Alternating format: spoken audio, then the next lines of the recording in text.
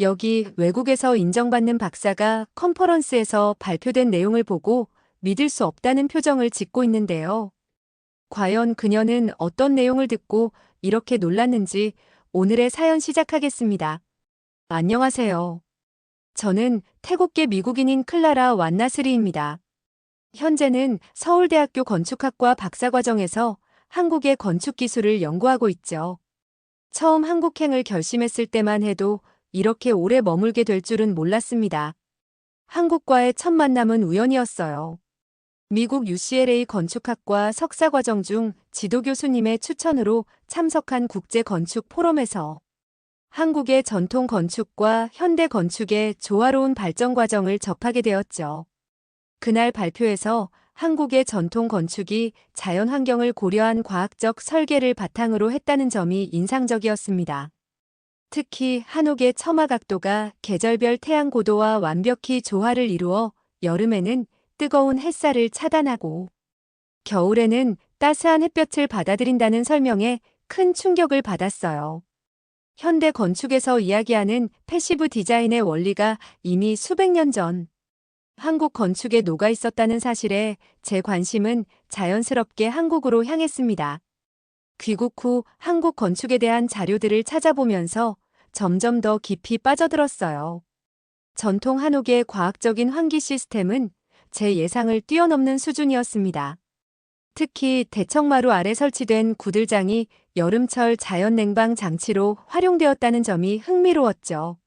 마루 및 공간을 통해 시원한 공기가 순환되는 원리는 현대 건축의 친환경 설계와 맞닿아 있었어요.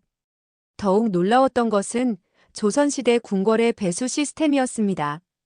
경복궁의 암거 배수로는 현대 도시의 우수 처리 시스템과 흡사했고, 이는 한국의 건축 기술이 얼마나 앞서 있었는지를 보여주는 증거였죠. 한국은 마치 살아있는 건축 박물관 같았어요. 고대부터 현대까지 시대별로 진화해온 건축 기술의 흐름을 한눈에 볼 수 있었기 때문입니다. 그렇게 6개월간 자료를 수집하고 분석하면서 한국 건축이 제 인생의 터닝포인트가 될 것이라는 확신이 들었어요. 서울대학교 건축학과 박사과정 지원은 자연스러운 선택이었고 운 좋게도 합격하게 되었습니다. 합격 소식을 들었을 때의 그 설렘과 기대감은 지금도 생생하네요. 한국에 도착한 첫날, 인천공항에서 서울로 향하는 길은 지금도 선명히 기억납니다. 활주로에서 이륙하는 비행기들이 마치 한강의 물결처럼 보였고 고층 빌딩들 사이로 보이는 고궁의 모습은 마치 시간 여행을 하는 듯한 느낌을 주었어요. 특히 인상 깊었던 것은 경복궁의 다폭의 양식이었습니다. 처음 경복궁을 방문했을 때 지붕을 받치고 있는 기둥 위에 복잡하면서도 정교한 공포 구조를 보며 놀라움을 금치 못했어요. 기둥 위에서 꽃봉오리처럼 피어난 듯한 장식이 단순한 장식이 아닌 무거운 기와 지붕의 하중을 효과적으로 분산시키는 과학적 구조물이라는 사실에 감탄했죠. 한옥의 석가래와 보구조는 마치 현대 건축의 트러스 시스템을 보는 것 같았어요. 특히 서울 종로구의 한 한옥 수리 현장을 방문했을 때가 기억에 남네요. 장인이 낡은 석가래를 교체하는 작업을 지켜보면서 각 부재가 서로 완벽한 균형을 이루며 하중을 분산시키는 원리를 직접 관찰할 수 있었죠. 비가 오는 날이었는데도 장인은 묵묵히 작업을 이어갔고 저는 그의 손놀림 하나하나를 놓치지 않으려 우산도 잊은 채 지켜보았습니다.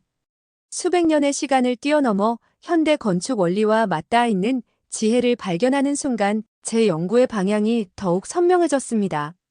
한국의 건축 기술은 단순히 과거의 유산이 아닌 현재와 미래를 이어주는 살아있는 지식이었기 때문이죠.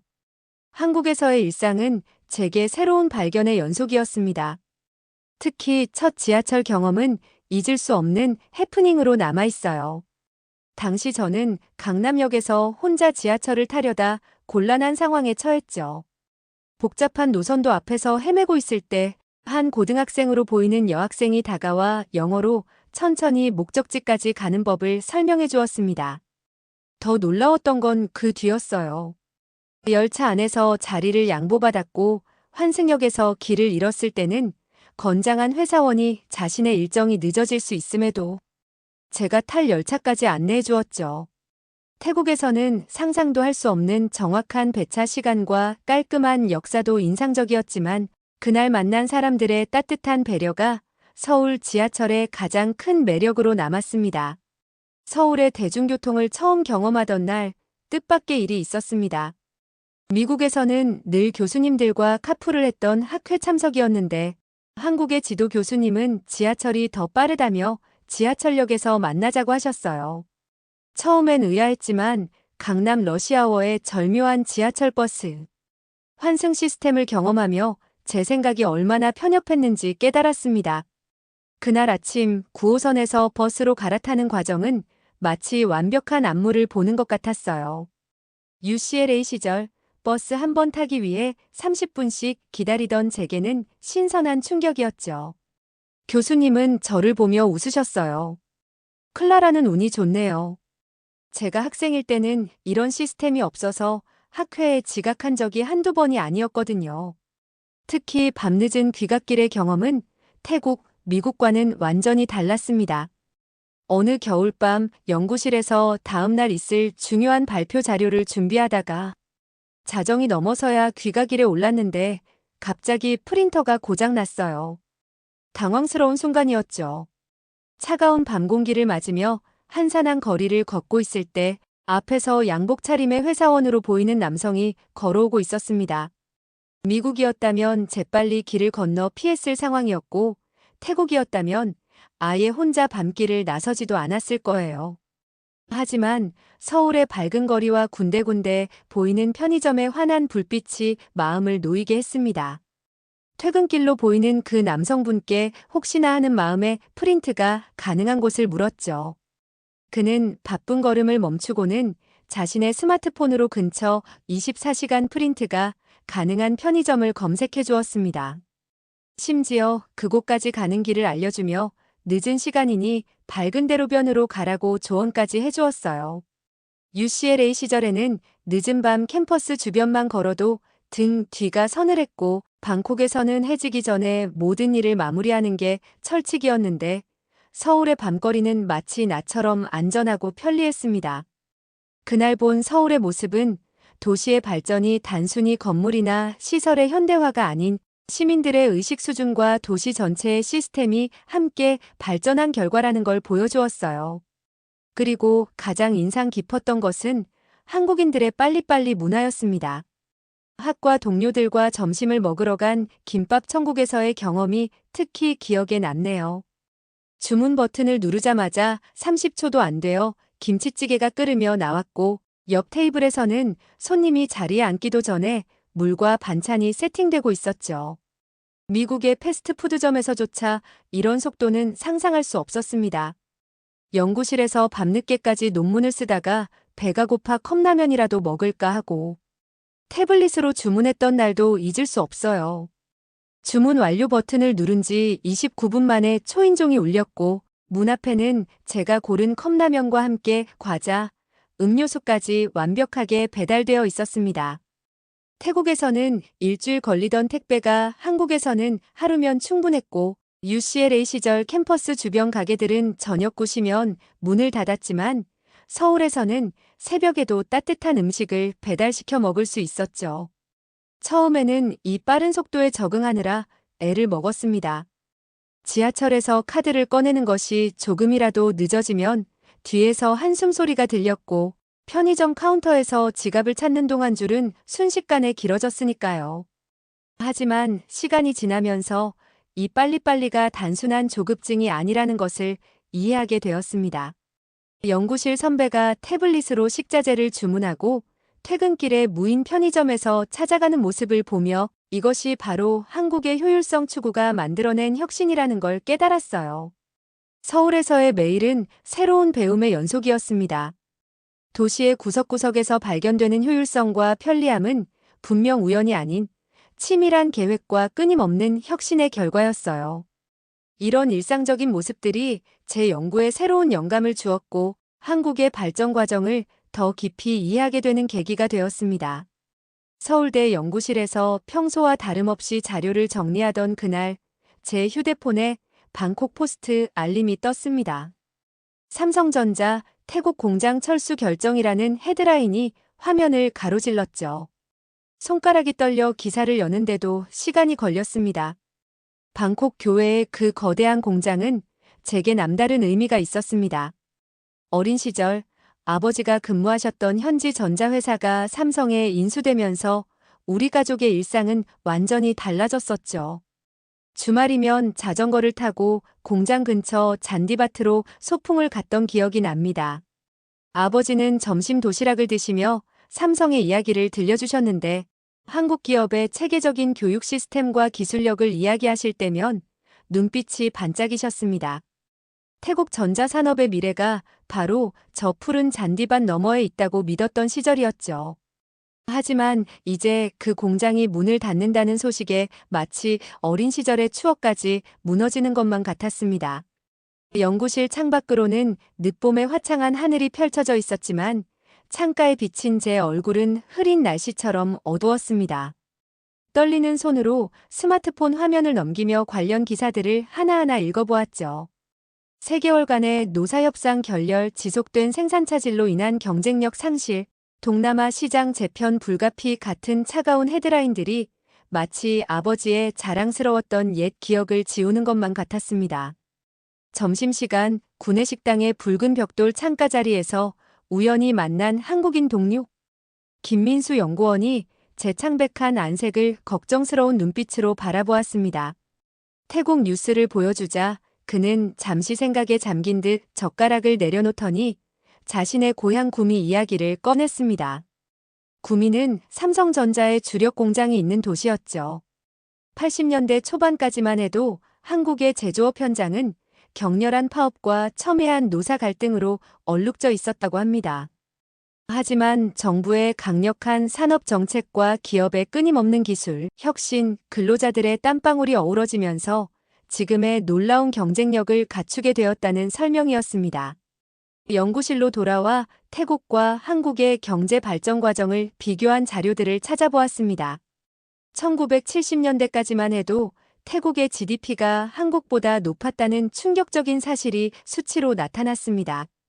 당시 방콕은 화려한 쇼핑몰과 국제적인 호텔들이 들어서며 아시아의 새로운 허브로 부상하고 있었고 관광산업은 이미 황금기에 접어들어 있었습니다.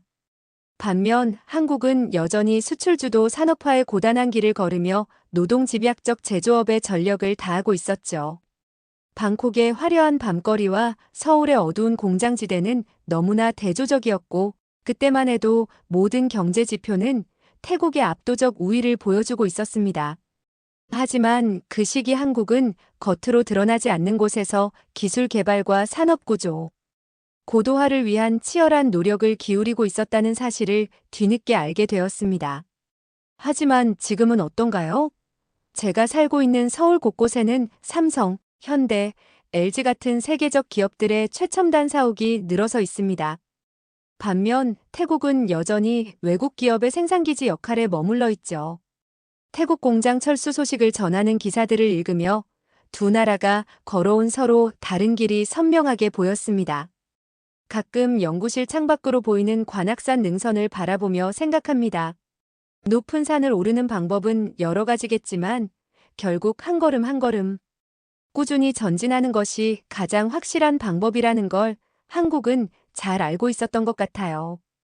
이제는 그 등산로에서 태국이 길을 잃은 게 아닌가 하는 생각이 듭니다. 삼성전자의 태국 공장 철수 소식 이후 더 깊은 이해를 위해 태국 현지 언론들의 보도를 면밀히 살펴보았습니다.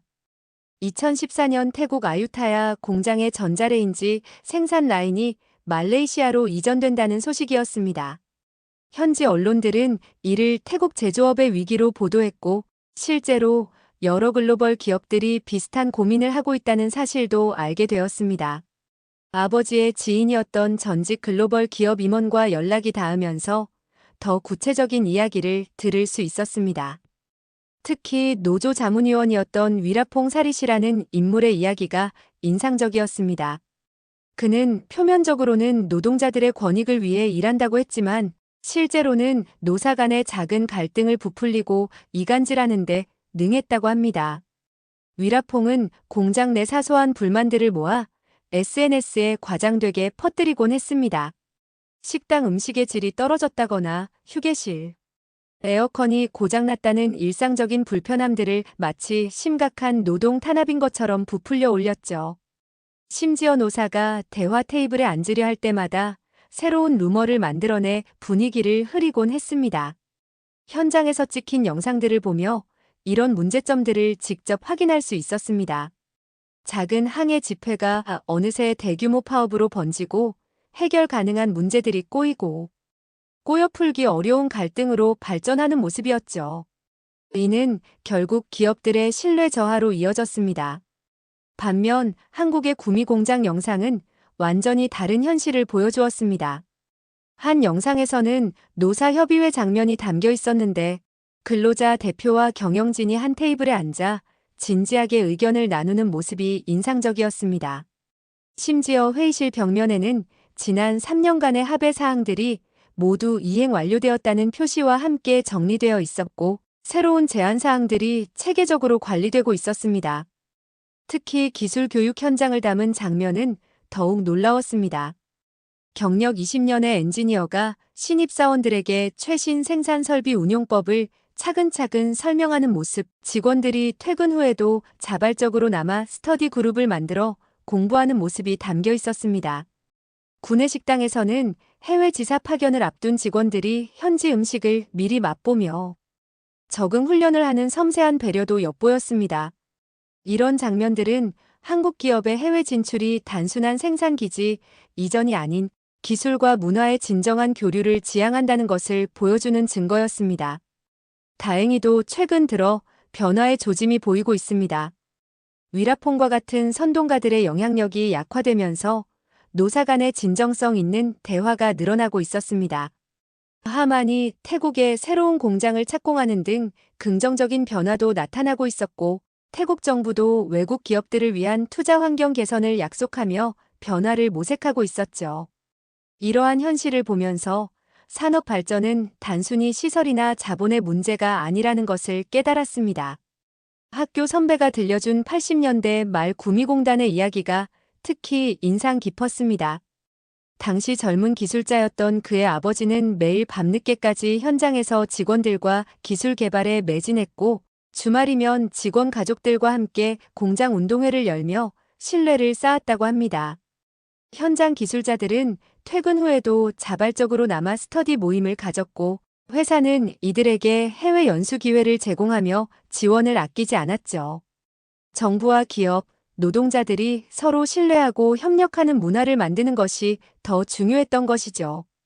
이는 한국이 지난 수십 년간 보여준 발전 과정에서도 분명히 드러난 사실이었습니다.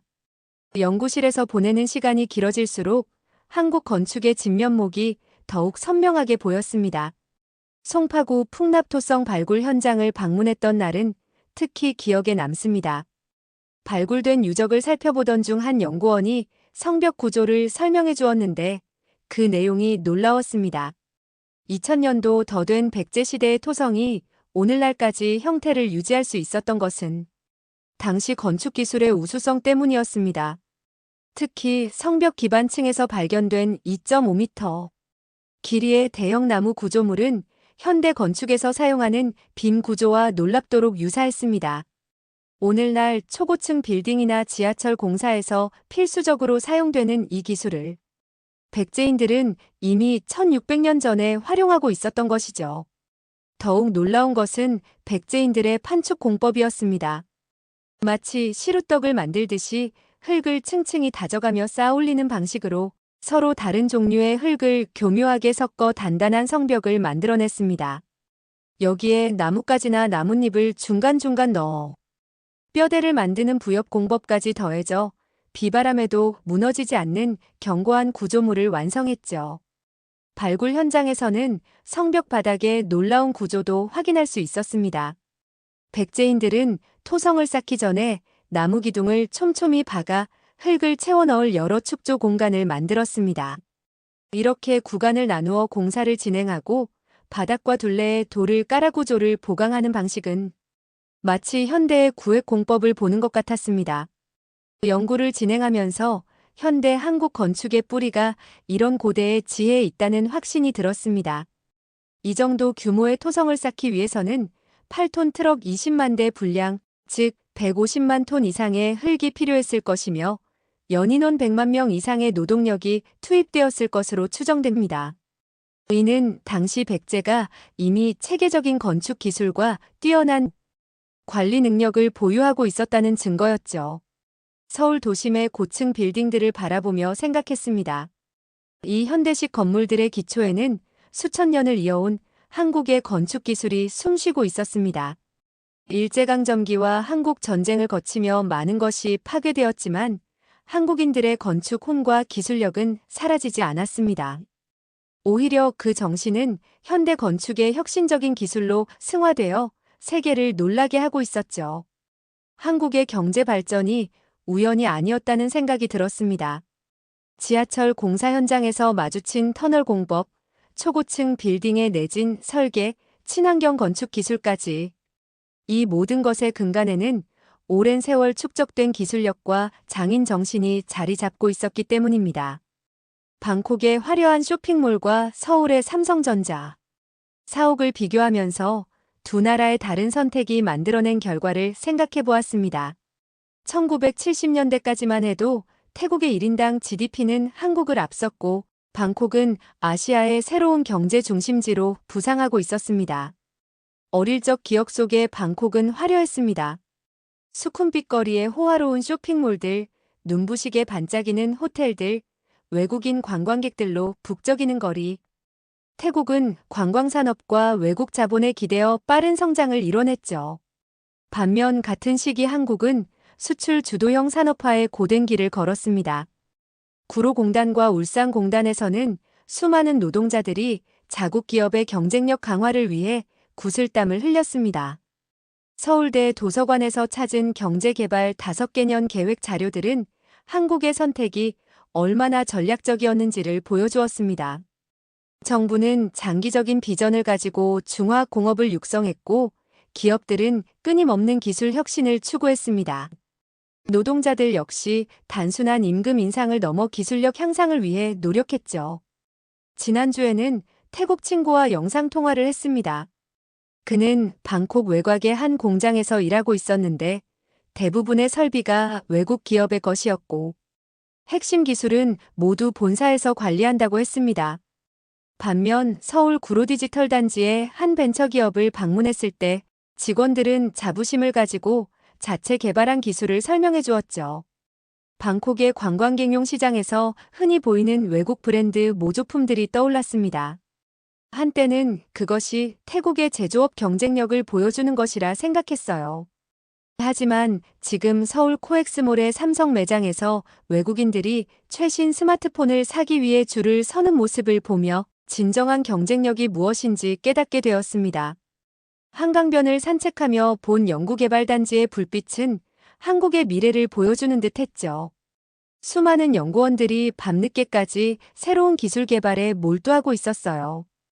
같은 시각 방콕에서는 묻 관광객들이 화려한 야시장의 불빛 아래서 값싼 공산품을 고르고 있을 것입니다. 두 나라의 서로 다른 선택은 현재 진행형입니다. 태국이 여전히 외국 자본과 관광 수입에 의존하는 동안 한국은 자체 기술력으로 세계 시장을 선도하고 있죠. 아버지가 일하셨던 공장이 문을 닫는 모습을 보며 태국이 놓쳐버린 기회가 아쉽기만 하더라고요. 삼성전자 공장의 실상이 궁금해 현지 노동자들과 접촉을 시도했어요. 우연히 태국 방송국의 한 기자를 통해 공장 내부 사정을 자세히 알게 되었습니다. 그가 보여준 취재 자료들은 위라퐁 사릿이라는 인물의 실체를 보여주고 있었죠. 위라퐁은 노조 자문위원이라는 직함으로 공장을 드나들었다고 해요. 그의 SNS에는 노동자들의 권익 보호를 외치는 글들이 가득했지만 실제로는 조직원들을 이용해 공장 내 분위기를 나쁘게 만드는데 급급했습니다. 식당 음식의 질이 떨어졌다는 작은 불만부터 시작해 임금 인상, 노동시간 단축까지 모든 문제를 극단적으로 부풀리는 것이 그의 방식이었네요. 현장 CCTV 영상도 인상적이었습니다. 노사가 대화 테이블에 앉으려 할 때마다 위라퐁의 측근들이 나타나 분위기를 험악하게 만들었어요. 한 번은 회사 측이 임금 인상안을 제시했는데 그는 외국 기업이 태국을 식민지처럼 대한다며 노동자들을 선동했다고 하네요. 서울에서 만난 전직 태국 공장 관리자의 증언도 충격적이었습니다. 위라퐁은 직원들의 개인적인 불만을 수집해 이를 회사를 압박하는 수단으로 활용했죠. 신입사원의 실수로 발생한 작은 사고도 그의 손을 거치면 대형 안전사고로 둔갑했어요. 연구실 컴퓨터로 태국 언론 보도를 검색하던 중 흥미로운 사실을 발견했네요. 위라퐁은 여러 외국계 기업에서 비슷한 수법으로 문제를 일으켰고 그때마다 신기하게도 그의 측근들이 운영하는 하청업체들이 새로운 계약을 따냈다는 겁니다. 어느 날 아침 위라퐁의 실체가 드러나기 시작했어요. 그의 SNS 계정에 올라온 호화로운 휴가 사진들이 논란이 되었고 노동자들을 위한다던 그의 주장이 허울뿐이었다는 사실이 밝혀졌습니다. 결국 회사는 생산 라인 일부를 말레이시아로 옮기기로 결정했죠. 한국의 산업 현장을 취재하러 온 태국 기자와 저녁을 먹으며 이야기를 나눴어요. 그는 태국의 진짜 문제는 위라퐁 같은 사람들이 아니라 이런 상황을 방치하는 시스템이라고 했습니다. 한국이 노사정 협의체를 통해 대화의 기틀을 마련한 것과는 달리 태국은 여전히 이해 당사자들 간의 불신이 깊다고 하네요. 서울 종로의 한 카페에서 연구 자료를 정리하던 중 옆자리에서 흥미로운 대화가 들렸어요. 한 외국인 투자자가 한국의 벤처기업 대표를 만나 투자 조건을 제시하고 있었죠. 기술력은 인정하지만 생산은 동남아시아에서 하는 게 어떻겠습니까? 라는 투자자의 말에 그 대표는 고개를 저었습니다. 자신들의 기술은 단순 생산이 아닌 혁신의 연속이며 연구개발과 생산이 분리될 수 없다는 설명이었네요. 그들의 대화를 들으며 지난 2년간의 연구가 스쳐 지나갔습니다. 풍납토성의 고대 건축 기술부터 현대의 첨단 산업까지 한국의 발전은 단순한 모방이 아닌 끊임없는 혁신의 역사였어요. 서울대 도서관에서 마주한 수많은 연구 논문들, 밤늦게까지 불을 밝히는 연구실들, 그리고 작은 벤처기업에서도 느껴지는 장인 정신까지. 광화문 광장을 걸으며 휴대폰으로 방콕에 계신 아버지와 통화를 했네요. 아버지는 여전히 태국의 산업 발전을 걱정하고 계셨죠. 우리나라도 기회가 있었는데. 아버지의 한숨 섞인 목소리에 제 마음도 무거워졌어요. 하지만 곧 이어진 아버지의 말씀에서 희망이 느껴졌습니다. 너의 연구가 태국의 젊은이들에게 새로운 시각을 줄 수 있을 거야. 해질녘 남산타워를 오르며 생각했어요. 한강의 기적이라 불리는 한국의 발전은 하루아침에 이루어진 것이 아니었습니다. 수많은 시행착오와 실패를 겪으면서도 포기하지 않은 의지, 그리고 미래를 향한 끊임없는 도전이 있었기에 가능했던 거죠. 연구실로 돌아오는 길에 우연히 만난 한국인 교수님이 제게 물으셨어요. 클라라 씨는 앞으로 어떤 연구를 하고 싶나요? 그 순간 제 답변이 망설여지지 않았습니다. 한국과 태국의 가교가 되고 싶어요. 단순히 기술을 전수하는 것이 아니라 한국이 걸어온 혁신의 길을 태국의 젊은이들에게 보여주고 싶습니다. 밤이 깊어가는 서울의 야경을 바라보며 글을 정리하네요. 형형색색의 빌딩 불빛 속에서 여전히 켜져 있는 사무실들이 보입니다. 그 불빛 하나하나가 한국의 내일을 밝히는 열정이었고, 이제는 그 열정이 저의 미래가 되어가고 있어요. 태국에서 온 한 유학생의 시선으로 본 한국은 그저 경제 강국이 아닌 끊임없는 혁신과 도전의 나라였습니다. 제가 보고 느낀 한국의 모습이 시청자분들께도 새로운 시각을 전해줄 수 있기를 바라며 부족한 글솜씨로 적어보았습니다. 긴 이야기 들어주셔서 감사합니다. 오늘의 이야기 어떻게 들으셨나요? 사연이 마음에 들었다면 구독과 좋아요, 댓글 많이 달아주세요. 여기 미국의 대형 포럼회장에서 트럼프가 당선될 경우 한국이 겪을 상황을 듣고 한 여성이 놀라고 있는데요. 과연 이 회의장에서는 어떤 말이 오가고 있는지 오늘의 사연 시작하겠습니다. 안녕하세요. 저는 미국 뉴욕에서 무역회사 경제분석가로 일하고 있는 소피아 스미스입니다. 멕시코에서 태어나 18살에 미국으로 건너온 이민자죠. 한국이라는 나라가 제 인생에서 이토록 중요한 전환점이 될 줄은 전혀 몰랐습니다. 불과 1년 전만 해도 한국은 그저 북한과 대치하고 있는 미국의 보호가 필요한 먼 나라일 뿐이었어요. 뉴욕에서의 첫 직장 생활은 녹록지 않았습니다. 매주 월요일 아침 회의는 늘 긴장의 연속이었죠. 발언 기회를 얻기 위해 수차례 손을 들었지만 스페인어 악센트가 묻어나는 순간 회의실 분위기는 달라졌습니다. 임원들은 미간을 찌푸렸고 동료들은 슬며시 시선을 피했어요. 고객 통화는 더욱 끔찍했습니다. 매일 아침 거울 앞에서 발음이 잘 안 되는 단어들을 반복해서 연습했지만 실전에서는 달랐죠. 전화기 너머로 들려오는 답답해하는 숨소리에 식은땀이 흘렀고 결국 통화 내용을 이메일로 다시 정리해 보내야 했습니다. 승진 심사 결과가 나왔던 그날도 잊을 수 없었어요. 제 실적은 부서 일이었고 야근도 마다하지 않았습니다. 하지만 인사팀의 평가는 냉정했죠. 고객 응대 능력 부족, 의사소통의 한계, 이런 말들 뒤에 숨은 진짜 이유는 분명했습니다. 멕시코 출신 이민자라는 사실이 제 커리어의 발목을 잡고 있었어요. 회의실을 나서며 동료 제시카가 건넨 위로의 말도 공허하게 들렸습니다. 그날 저녁 사무실 화장실 거울 속 제 모습은 처절해 보였죠. 하지만 울고 있을 시간이 없었습니다. 다음 날도 여전히 처리해야 할 보고서가 책상 위에 쌓여 있었으니까요. 특히 지하철에서 겪은 일은 아직도 선명히 기억납니다. 출근길 만원 지하철에서 통화하다 실수로 스페인어를 썼는데 옆자리 중년 남성이 여기가 멕시코인 줄 아느냐며 쏘아붙였죠. 순간 온몸이 굳었지만 대학원에서 배운 국제무역 이론을 떠올리며 깊게 심호흡했습니다. 이민자들이 미국 경제 발전에 기여한다는 걸 증명하는 연구 결과들이 떠올랐기 때문이에요. 회사에서도 저는 늘 120%의 노력을 기울였습니다.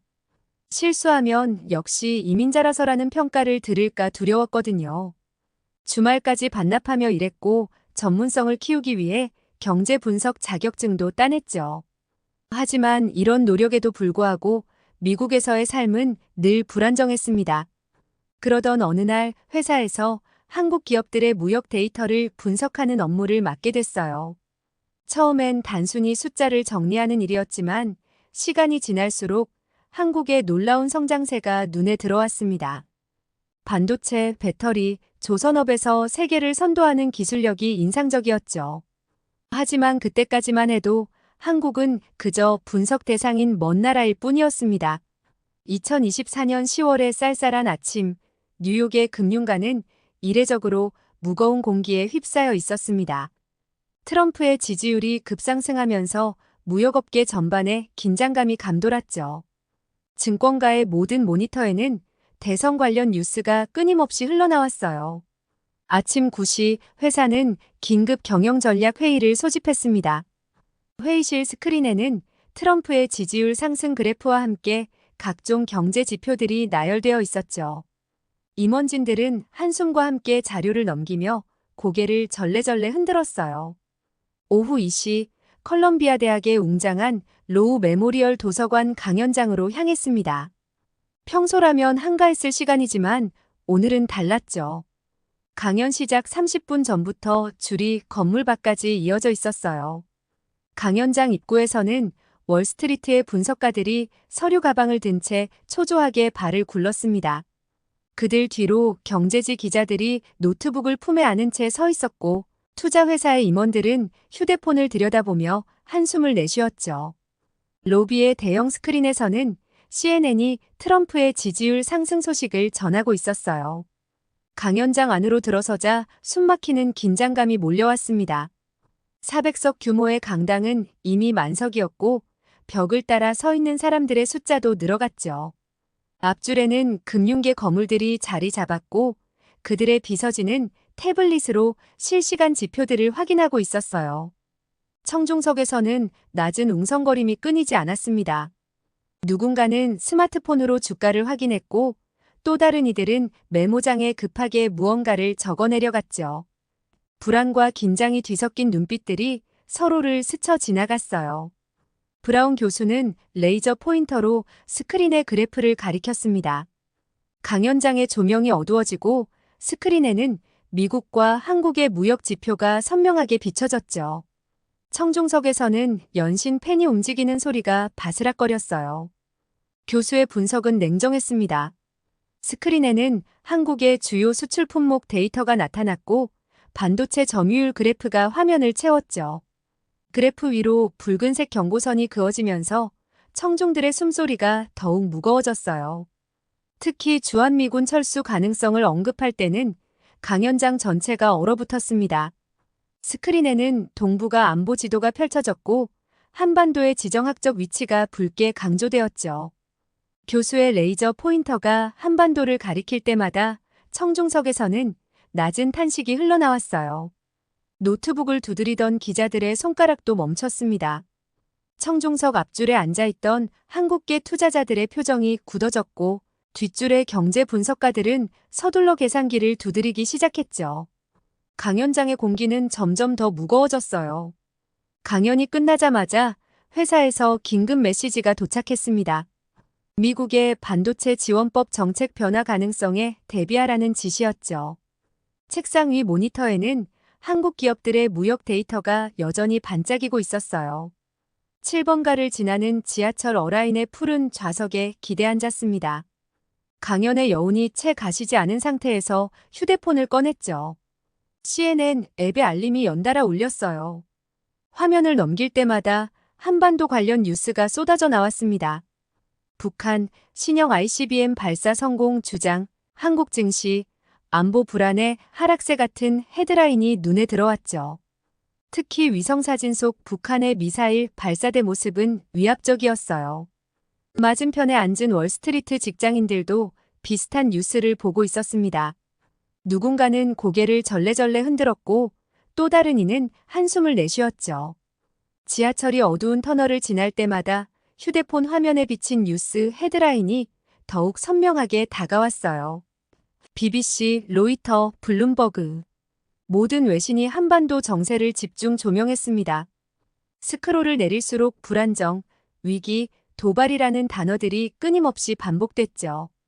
34번가 역을 지나는 동안 휴대폰 화면은 한반도 관련 뉴스로 가득 찼어요. 맨해튼의 화려한 야경이 지하철 창문을 스치고 지나갔습니다. 세계 금융의 심장부인 이곳에서 작은 반도 국가 하나의 운명이 흔들리고 있다는 게 실소를 자아냈죠. 미국의 도움 없이는 단 하루도 버티기 힘들 것 같은 나라가 이제 와서 핵무장을 고려한다니 이해가 되지 않았어요. 마치 어린아이가 어른의 장난감을 만지려 한다는 듯한 생각이 들었습니다. 북한의 위협 앞에서 수십 년간 미국의 보호를 받아온 나라였죠. 그들의 군사력이나 경제력이 독자 생존을 보장할 수 있을 거란 생각은 전혀 들지 않았어요. 브라운 교수의 분석은 그저 극단적인 가정처럼 느껴졌습니다. 한국이 핵무장을 한다고요? 미국의 우산 아래 평화롭게 지내던 나라가 북한의 도발 앞에서도 독자적인 대응. 한번 제대로 못하는 나라가 그런 생각을 하자 피식 웃음이 나왔죠. 현실성 없는 시나리오라고 치부하기로 했어요. 회색빛 사무실 아침, 책상 위의 모니터에는 한국의 무역 지표가 끝없이 펼쳐져 있었습니다. 엑셀 시트를 넘기던 중 옆자리의 마이크가 커피잔을 들고 다가왔죠. 그의 목소리에는 묘한 냉소가 묻어났어요. 29층 창밖으로 헛웃은 강이 희미하게 보이는 이 순간 마이크는 한국이 곧 중국의 속국이 될 것이라 단언했습니다.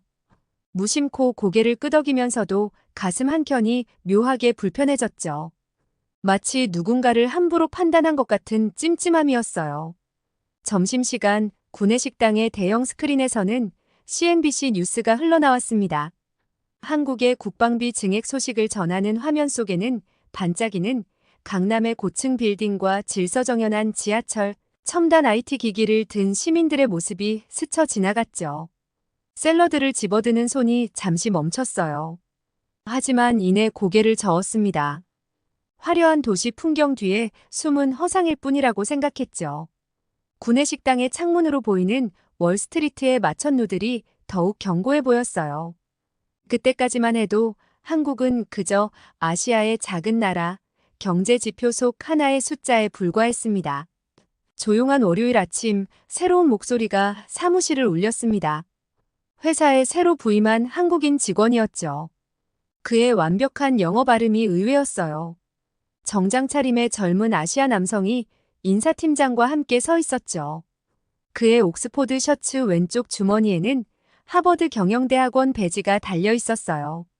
처음 일주일은 두꺼운 파일과 끝없는 미팅 일정 속에서 고작 굿모닝과 굿나잇 정도를 주고받는 것이 전부였습니다. 제 모니터에는 멕시코 무역 동향이, 그의 화면에는 한국 시장 분석 자료가 가득했죠. 서로 다른 시장을 들여다보며 바쁜 나날을 보냈어요. 변화는 월말 회의에서 시작됐습니다. CEO가 갑자기 아시아 시장 재편에 대한 특별 프로젝트를 지시했죠. 중국, 일본, 한국을 아우르는 거대한 분석 작업이었어요. 팀장은 멕시코 마이너스 미국 무역을 담당하던 저와 한국 시장 전문가인 민준을 한 팀으로 지정했습니다. 첫 프로젝트 회의는 어색했죠. 제 노트북에는 아시아 시장이 생소한 용어들로 가득했고 도쿄와 서울의 시차를 계산하는 것조차 혼란스러웠어요. 하지만 민주는 인내심 있게 설명해 주었습니다. 그의 설명은 명쾌했고 아시아 시장의 복잡한 퍼즐 조각들이 하나둘 맞춰지기 시작했죠. 밤샘 작업이 잦아지면서 자연스레 대화도 늘어났습니다.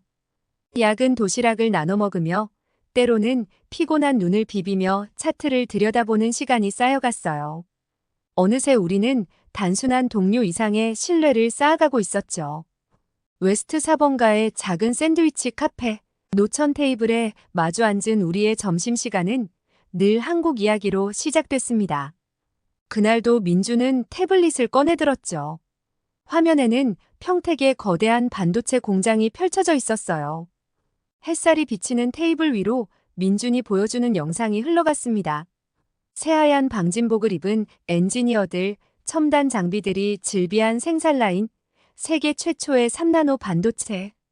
공정 현장이 화면 속에서 살아 움직였죠. 민준의 목소리에는 자부심이 묻어났고 그의 눈빛은 평소보다 더욱 반짝였어요. 샌드위치를 먹는 중에도 태블릿의 화면은 계속 바뀌어 갔습니다. 울산의 거대한 배터리 공장, 서울 시내를 누비는 수소전기차, 도심 곳곳에 설치된 오지 기지국까지. 커피를 마시는 동안에도 민준의 설명은 끊이지 않았죠. 뉴욕의 늦가을 햇살 아래 제가 알던 약소국 한국의 이미지가 조금씩 허물어지고 있었어요. 길거리를 지나는 노란 택시들과 뉴욕의 마천루를 배경으로 태블릿 속 한국의 첨단 기술 영상들이 계속해서 흘러갔습니다. 점심시간은 짧았지만 그 시간 동안 펼쳐진 한국의 모습은 충분히 인상적이었죠. 특히 코로나 방역 시스템 영상은 충격적이었습니다. 미국이 록다운으로 혼란스러웠던 그 시기 한국은 첨단 기술로 바이러스와 맞서 싸우고 있었죠. 마스크 재고를 실시간으로 알려주는 앱 AI로 확진자의 동선을 추적하는 시스템. 저도 모르게 무릎을 치며 감탄사를 연발했어요. 가을비가 창밖을 적시는 어느 점심시간 민주는 한국의 국방 기술을 보여주었습니다. K9 자주포, KF-21 전투기, 세계 최고 수준의 군함 건조 기술까지. 제가 알던 미국의 보호가 필요한 약소국이라는 이미지가 빗방울처럼 씻겨내렸죠. 브라운 교수의 강연이 있었던 날과 같은 자리, 같은 시간이었지만 한국을 바라보는 제 시선은 이미 달라져 있었습니다.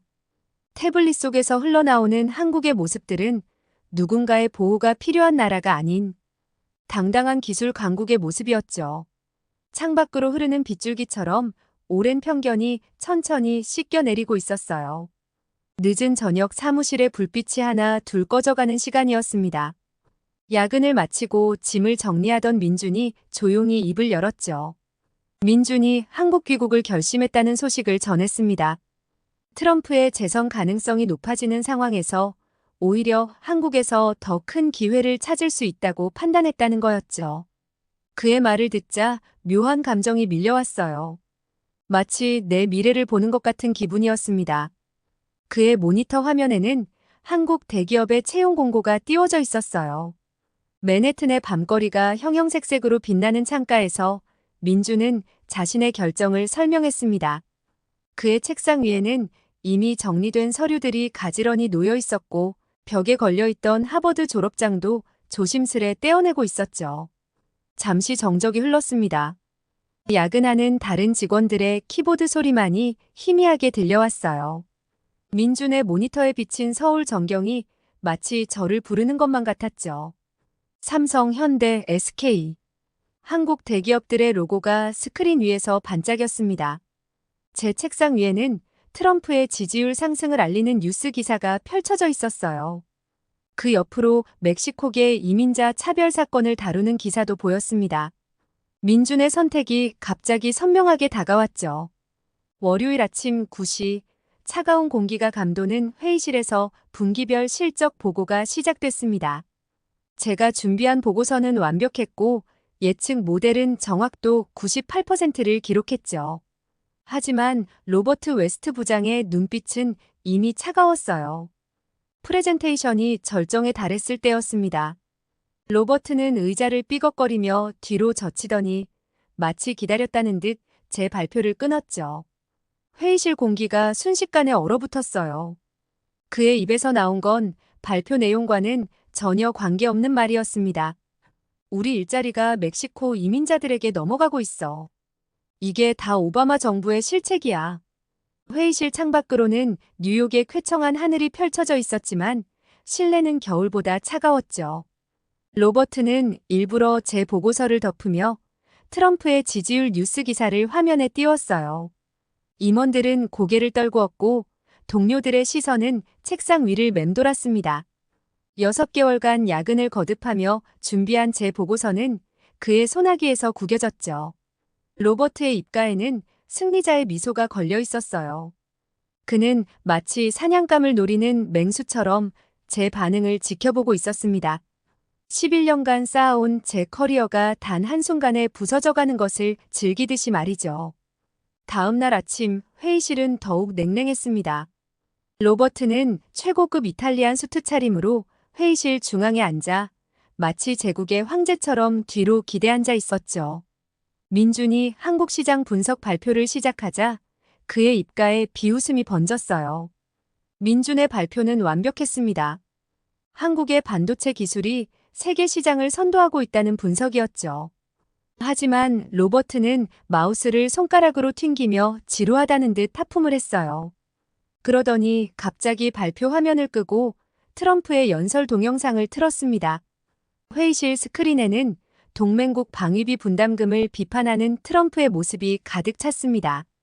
로버트는 마치 지휘자처럼 손가락을 까딱이며 영상에 맞춰 고개를 끄덕였죠. 민준의 얼굴이 굳어갔고 그의 손에 들린 레이저 포인터가 미세하게 떨리기 시작했어요. 특히 충격적이었던 건 로버트가 일부러 민준의 보고서를 구겨 휴지통에 던지는 모습이었습니다. 마치 한국이라는 나라 전체를 휴지통에 버리는 것처럼 보였죠. 회의실의 공기는 순식간에 얼어붙었고 참석자들의 시선은 바닥을 향했어요. 로버트의 오만한 웃음소리가 회의실을 가득 채웠습니다. 그의 목소리에는 승리자의 오만함과 약자를 향한 조롱이 뒤섞여 있었죠. 회의실 공기가 얼어붙었습니다. 민준을 향한 로버트의 시선이 차가웠고 저를 향한 그의 눈빛은 더욱 날카로웠죠. 무역 데이터를 설명하는 동안에도 그의 태도는 변함이 없었어요. 소피아, 당신 발음이 여전히 문제야. 고객들이 불편해하고 있다고. 29층 구내식당의 유리창 너머로 맨해튼의 스카이라인이 펼쳐진 점심시간이었습니다. 식당 한켠에서 로버트와 그의 측근들이 자리를 잡았죠. 그들의 목소리는 의도적으로 크게 울렸고 주변 테이블의 공기는 순식간에 얼어붙었어요. 민준과 저는 창가 자리에 앉아 있었습니다. 제 앞접시에는 집에서 가져온 멕시칸 샐러드가 민준의 그릇에는 김치 도시락이 놓여 있었죠. 평소라면 서로의 음식을 나누며 즐겁게 이야기를 나눌 시간이었어요. 그때였습니다. 로버트의 목소리가 식당 전체에 울려 퍼졌습니다. 그는 일부러 우리 쪽을 힐끗거리며 목소리를 높였죠. 주변 테이블의 대화가 일제히 멈췄고 몇몇 동료들은 서둘러 식판을 들고 자리를 떴어요. 민준의 도시락 위로 드리워진 그림자처럼 그의 표정이 어두워졌습니다. 젓가락을 든 손이 미세하게 떨렸죠. 제 손 역시 주먹을 꽉 쥐고 있었어요. 멕시칸 샐러드의 붉은 토마토가 마치 제 분노처럼 선명해 보였습니다. 그의 모습을 바라보며 묘한 감정이 차올랐습니다. 11년 전 18살의 제가 처음 미국에 발을 디뎠을 때의 희망과 설렘이 무색해졌죠. 이곳이 정말 제가 있어야 할 곳일까? 민준의 선택이 다시 한번 떠올랐어요. 그러던 어느 날 우리는 우연히 로버트의 과거를 알고 깜짝 놀라서요. 우연히 로버트의 과거를 알게 되었습니다. 인사팀 캐롤이 무심코 건넨 이야기였죠. 88년 월가의 검은 월요일, 로버트의 가족은 하루아침에 모든 것을 잃었다는 거였어요. 로버트는 당시 16살이었습니다. 아버지는 주식 폭락으로 파산했고 어머니는 우울증으로 쓰러졌죠. 집도 잃고 학교도 그만둬야 했던 그는 피자 가게 배달부터 시작해 월가까지 기어올랐다고 했어요. 캐롤의 말은 계속 이어졌습니다. 2008년 금융위기 때는 겨우 차장까지 올랐던 로버트가 또다시 무너질 뻔했다고 했죠. 외국계 금융사들이 미국 시장을 흔들었다며 그때부터 그의 외국인 혐오가 시작됐다는 거였어요. 모든 것을 잃은 어린 시절의 트라우마가 그를 저렇게 만들었다고. 인사팀. 캐롤의 이야기를 듣고 나서도 씁쓸함만 커져갔습니다. 하지만 이해할 수 없었습니다. 수많은 사람들이 그때 모든 것을 잃었고 2008년 금융위기 때도 많은 이들이 무너졌죠. 그들 모두가 로버트처럼 된 건 아니었어요. 상처는 이해가 되지만 그 상처로 다른 이들에게 상처를 주는 것은 정당화될 수 없었습니다. 사무실 창가에 서서 뉴욕의 황혼을 바라보며 생각했습니다. 로버트의 책상 위 오래된 가족 사진 속 밝은 미소를 짓고 있는 소녀는 지금처럼 편견과 혐오로 가득 차 있진 않았겠죠. 그가 선택한 건 상처를 극복하는 것이 아닌 상처를 무기로 삼는 것이었어요. 어쩌면 그의 모습은 미국의 어두운 단면을 보여주는 것인지도 모릅니다. 자신의 실패와 고통을 타인에 대한 혐오로 표출하는 그의 책상에 놓인 트럼프 지지 배지가 저녁 노을에 반사되어 차갑게 빛났죠. 민준이 보여준 한국의 발전상이 떠올랐습니다. 전쟁의 폐허에서 일어난 나라 끊임없는 도전과 혁신으로 세계를 선도하는 기술 강국으로 성장한 나라. 로버트는 왜 이런 성공을 인정하지 못하는 걸까요? 아마도 그의 편견이 진실을 보지 못하게 가로막고 있는 것 같았어요. 거대한 변화는 늘 사소한 순간에서 시작됩니다. 제 인생의 전환점도 그렇게 찾아왔죠. 그날도 평소처럼 모니터를 들여다보고 있었어요.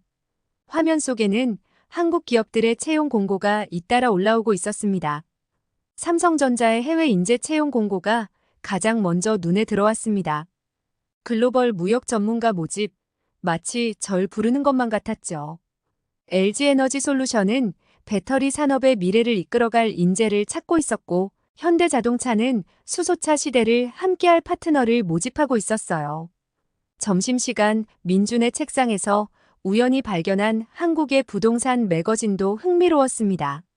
서울 강남의 고층 아파트들은 뉴욕의 그것과 닮아 있었죠. 하지만 지하철은 더 깨끗했고 거리는 더 안전해 보였어요. 특히 외국인 전문가 정착 지원 프로그램이라는 문구가 눈길을 끌었습니다. 그러다 로버트가 던진 멸시적인 눈빛을 마주쳤습니다. 멕시코로 돌아가지 그래? 그의 비아냥거림이 사무실에 울렸죠. 하지만 이번엔 달랐어요. 제 시선은 이미 다른 곳을 향하고 있었으니까요. 그날 밤 늦게까지 회사에 남아 한국 기업들의 정보를 찾아보았습니다. 반도체, 배터리, 인공지능. 미래 산업의 중심에 한국이 있었죠. 창밖 맨해튼의 불빛이 반짝이는 동안 머릿속에는 서울의 스카이라인이 그려지고 있었어요. 민중과 나눈 대화가 떠올랐습니다. 한국은 능력 있는 외국인에게 기회의 땅이에요. 인종이나 국적보다 실력을 중요하게 생각하죠. 그의 말은 단순한 위로가 아닌 새로운 가능성을 향한 초대장처럼 느껴졌어요. 드디어 미국 대선 발표 결과가 나왔고 CNN의 앵커는 떨리는 목소리로 트럼프의 당선을 알렸습니다. 엘리베이터에 오르는 순간 블룸버그 앱의 알림이 연이어 울렸죠. 한국 코스피 지수가 사상 최대 낙폭을 기록했다는 속보였어요. 29층으로 향하는 동안 엘리베이터는 무거운 침묵으로 가득했습니다. 멕시코계 청소부 마리아는 평소와 달리 고개를 푹 숙인 채 구석에 서 있었고 중국인 회계사리는 손톱을 바득바득 깨물고 있었죠. 브라운 교수의 예측이 현실이 되어가는 순간이었어요. 사무실 문을 열자마자 역겨운 광경이 펼쳐졌습니다. 로버트는 자신의 책상 위에 트럼프 지지 피켓을 올려두고 당선 연설 동영상을 최대 볼륨으로 틀어놓은 채 의자를 왔다 갔다 흔들고 있었죠. 그의 입가에는 승리자의 오만한 미소가 걸려 있었고 책상 위에는 샴페인까지 준비되어 있었어요. 특히 참을 수 없었던 건 이민자 동료들이 지나갈 때마다 일부러 더 크게 볼륨을 높이는 그의 모습이었습니다. 히스패닉계 동료 카를로스가 프린터기를 지나갈 때는 아예 일어서서 연설 내용 중 이민자 단속 강화 부분을 따라 외치기까지 했죠. 마치 사냥감을 향해 으르렁거리는 맹수처럼 그의 눈빛에는 저기가 가득했어요. 한숨을 쉬며 제 모니터를 켰습니다. 화면에는 한국의 무역 데이터가 펼쳐져 있었죠. 반도체, 철강, 배터리. 트럼프의 당선으로 이 모든 산업이 타격을 받을 거란 전망이 쏟아졌어요. 하지만 묘하게도 이런 위기 상황에서도 한국 기업들의 기술력은 여전히 빛나 보였습니다. 문득 민중과 나눴던 대화가 떠올랐습니다. 한국은 위기에 강한 나라예요. IMF 때도 그랬고 코로나 시기에도 그랬죠. 그의 말처럼 어쩌면 이 위기가 오히려 기회가 될 수도 있지 않을까요? 트럼프의 당선으로 미국에서의 제 미래가 불확실해진 지금 오히려 한국에서 새로운 가능성을 찾아보고 싶어졌어요. 저는 지금 조용히 한국 기업들의 채용 정보를 검색해 보았습니다. 세계적인 기업들이 글로벌 인재를 찾고 있었죠. 제 경력과 실력으로 도전해 볼 만하다는 생각이 들었어요. 이제는 더 이상 망설이지 않으려고 합니다. 이곳에서 차별과 편견에 시달리며 불안한 미래를 기다리는 것보다 한국에서 새로운 도전을 시작하고 싶어요. 한국 분들 저를 많이 응원해 주세요. 다음 사연 시작하겠습니다.